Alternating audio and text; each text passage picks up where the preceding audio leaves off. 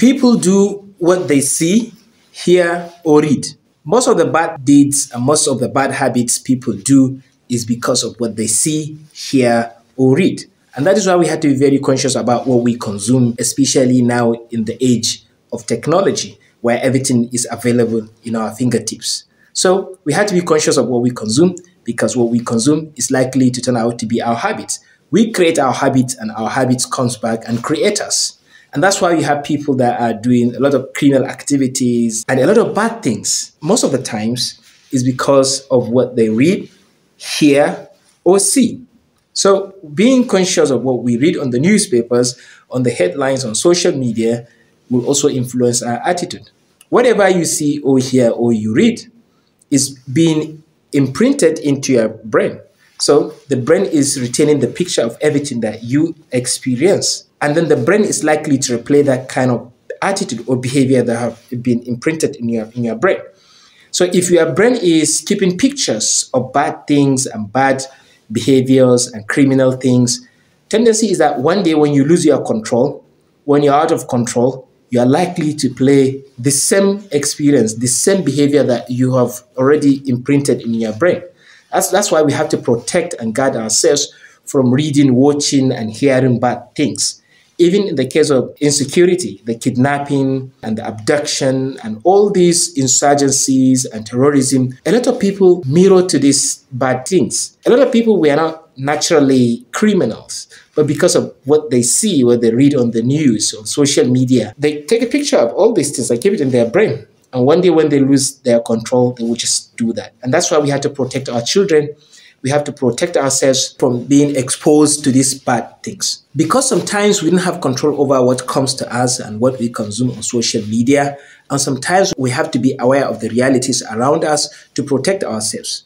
So we cannot protect ourselves from reading, seeing, and hearing some of bad things. In case we don't have option, there's a counter to some of these negativities we come across. In case we don't have control over what we consume on social media, and sometimes we have to really follow through the news and the realities that happen around us to protect ourselves, then how do you protect ourselves from social media? So this comes down to media stations and people that post so many things on social media, especially bad things. To counter this kind of social media, any bad things should be followed up with the opposite of that, or with the consequences of doing that kind of behavior. If it is kidnapping, that news or that news channel should be posting the negative consequences or the punishment against the people who are engaging in kidnapping. And that's how you undo whatever being implemented or imprinted into the brain from the negative behavior. Sometimes we see continuous increase in kidnapping and abduction and all these kind of bad vibes and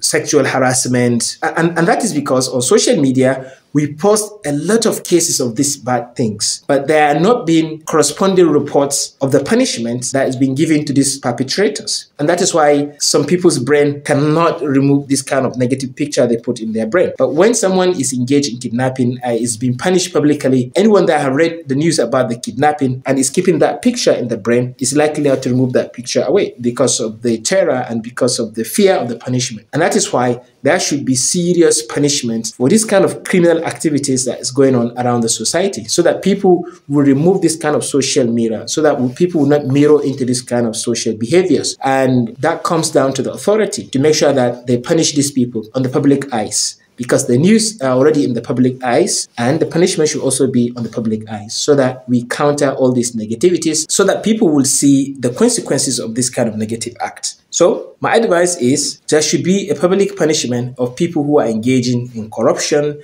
in bribery, in kidnapping, in abduction, in sexual harassment, in raping, and all these social vices around.